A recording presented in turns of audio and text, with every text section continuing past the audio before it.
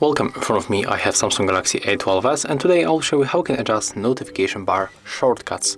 So with the first, you have to open your notification bar, then swipe on the right and click on the icon to adjust notification bar shortcuts. For example, we are going to change position of these icons. So if you want to change position of the flight mode, for example, click hold and then you can drag it to wherever you want.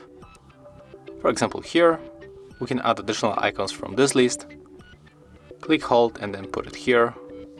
If you want to add additional icons like focus mode, just do the same. To save, click done, and that's how we can make it. If you find this video helpful, remember to leave a like, comment, and of course, subscribe to our channel.